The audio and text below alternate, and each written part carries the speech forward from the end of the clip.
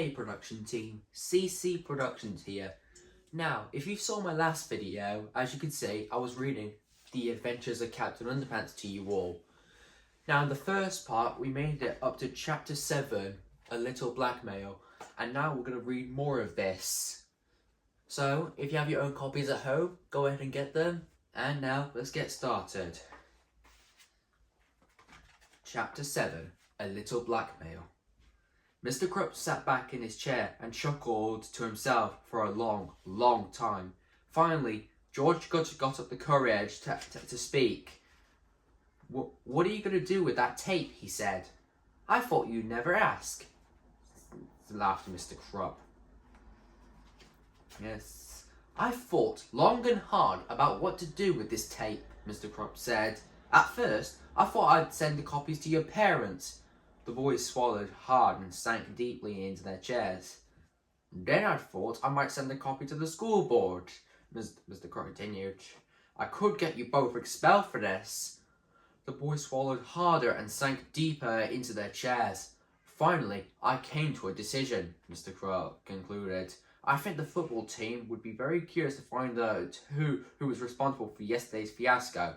I think I'll send a copy to them." George and Harold leaped out of their chairs and fell to their knees. "No!" cried George. "You can't do this. They'll kill us." "Yeah," begged Harold. "They'll kill us every day for the rest of our lives." Mr. Krupp laughed and laughed. "Please have mercy," the boys cried. "We'll do anything." "Anything?" asked Mr. Krupp with delight. He reached into his desk, pulled out a list of demands and tossed it to the boys. "If you don't want to be dead as long as you live, you'll follow these rules exactly." See, Mr. Krupp handed the rules. Yep. George and Howard carefully looked over the list. This is blackmail," said George. "Call it what you like," Mr. Krupp snapped. "But if you two don't follow that list exactly, then this tape becomes the property of the Hortsworth knuckleheads." I'll read out the list of rules featured here. Rule 1. No more practical jokes or pranks. Number 2. No laughing or smiling. Number 3. George is covering it. Number 4. I'm going to assume that's no more Captain Underpants comics. 5. Wash my car every day, I think. And 6 is probably mow my lawn. And you can see Mr. Krupp's looking devious there. Chapter 8. Crime and Punishment, with George and Harold washing a car. At 6 o'clock the next morning, George and Harold dragged themselves out of bed, walked over to Mr. Krupp's house and began washing his car. Then, while Harold scrubbed tyres, George roamed around the yard, pulling up all the weeds and nettles he could find. Afterwards, they cleaned the gutters and washed all the windows on Mr. Krupp's house. At school, George and Harold sat up straight, listened carefully, and spoke only when spoken to. They didn't tell jokes, they didn't pull pranks, they didn't even smile. The teacher kept pinching herself. "I just know this is a dream," she said. Featuring George and Harold, as you can see right there. At lunch, the two boys vacuumed Mr. Krupp's office, shined his shoes, and polished his desktop. At break, they clipped his fingernails and ironed his tie. Each spare moment in the boys' daily schedule was catering to Mr. Krupp's every whim. You could say.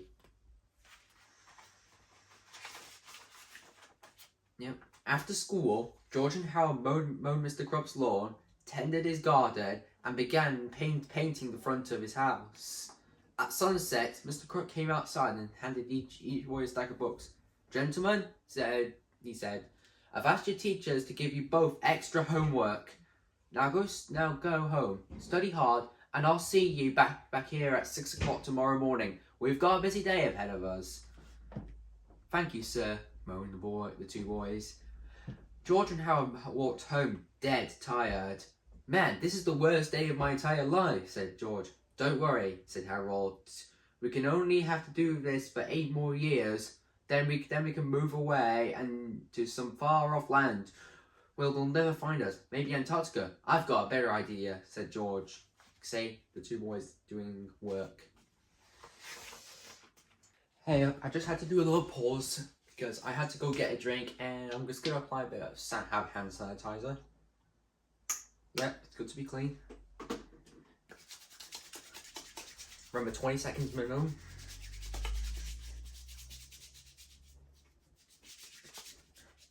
Yeah, and I've got myself a glass of lemonade here just to keep clean, just to rehydrate myself.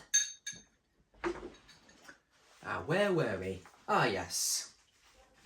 It says, he took a piece of paper out of his pocket and handed it to Harold. It was an old magazine ad for a 3D hypno ring. How's this gonna help us? Asked Harold. All we're gonna do is hypnotise Mr. Krop, said George. We'll make him give us the video and forget that this whole mess ever happened. That's a great idea, said Harold. And the best part is that we only have to wait 4 to 6 weeks for delivery. Chapter 9. 4 to 6 weeks later. See, there's the advertisement for the hypno ring, which I'm going to read the headline. It says, hey kids, it's the 3D hypno ring. Learn the art of hypnosis, amaze your friends, control your enemies, rule the world. It's easy, it's fun. Only $2.99. Plus $1.01 of shipping and handling. Send check to money order some stuff. See, chapter 9. 1 second. I've just had to check something because I heard a noise. Anyway.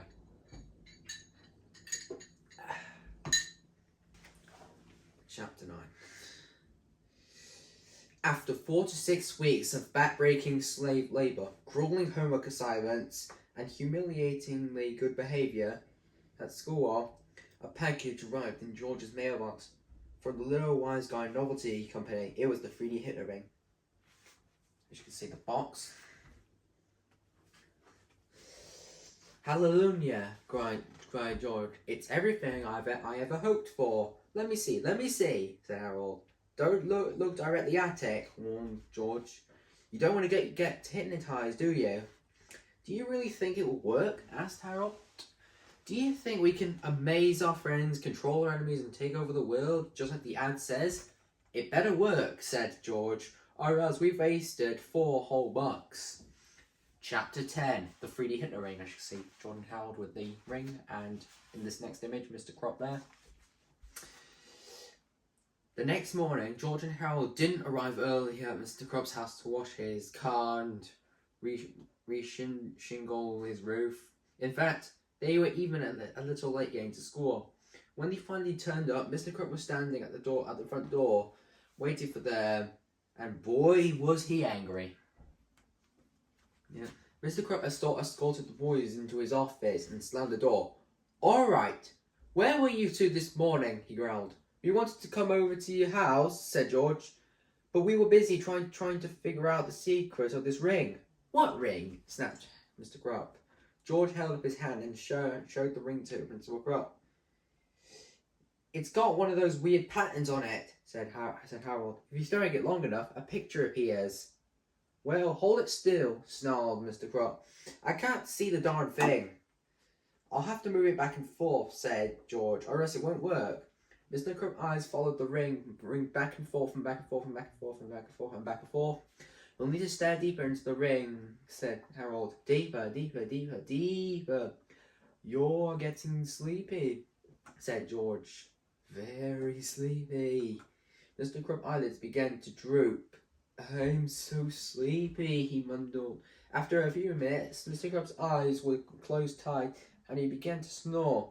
You are under our spell, said George. When I snap my fingers, you will obey our every command.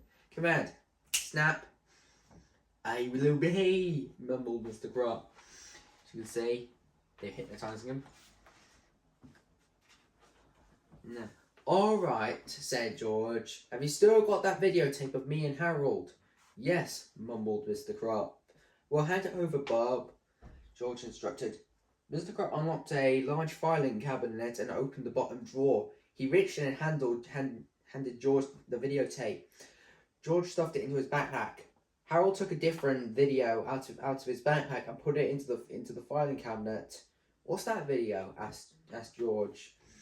It's one of my little sister's old Boomer and the Purple Dragon sing-along videos. Nice touch, said George. As you can see, Mr. Krop's hypnotising things. Chapter 11.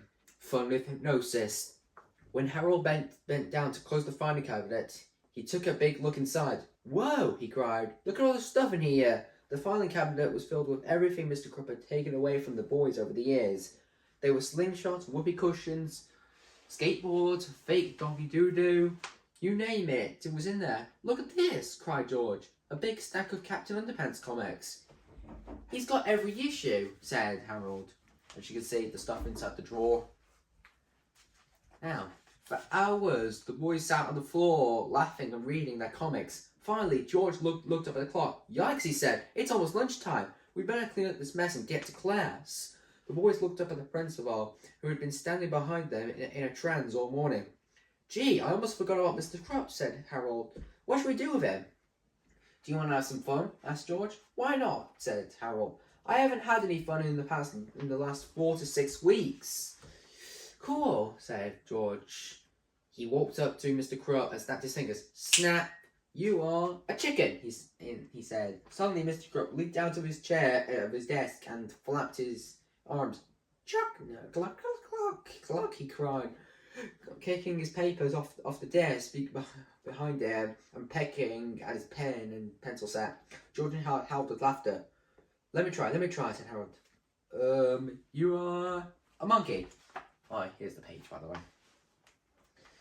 "Yeah, you gotta snap your fingers," said George. "Oh yeah," said Harold. "Snap, you are a monkey." Suddenly, Mr. Krupp sprang off the desk and began swinging from the fluorescent light fixtures. He squeaked, leaping from one side of the room to the other. George and Harold laughed so hard they almost cried. My turn, said George. "Let's see, what should we turn him into next?" "I know," Harold said, holding up a Captain Underpants comic. "Let's turn him into Captain Underpants." "Good idea," said George. "Snap, you are now the greatest superhero of all time, the amazing Captain Underpants." Mr. Krupp tore down the red curtain from his office window and tied it around his neck. He then took off his shoes, socks, shirt, trousers, and his awful toupee. As you can see, chaos everywhere. Then, tra-la-la, he sang. Mr. Krupp stood before them, looking quite triumphant, with his cape blowing in the breeze of the open window. George and Harold were dumbfounded. "You know," said George, "he kind of looks like Captain Underpants." "Yeah," Harold replied. After a short silence, the boys looked at each other and burst into laughter. George and Harold had never laughed so laughed in all their lives, so hard in their lives. Tears ran down their faces as they rolled about the floor, shrieking in hysterics. After a while, George pulled himself up from the floor and for another look. "Hey," George cried, "where did he go?" Chapter 12, Out of the Window. And I'm going to stop it right there because, honestly, I'm getting kind of tired, and plus, doing it in parts will make it much easier, because I admit, when I was reading the 1001 Liners book, my throat was hurting while I was talking a lot, so I'm going to take a break here. So, don't forget to like, comment, and subscribe, and see you all in part 3. Bye!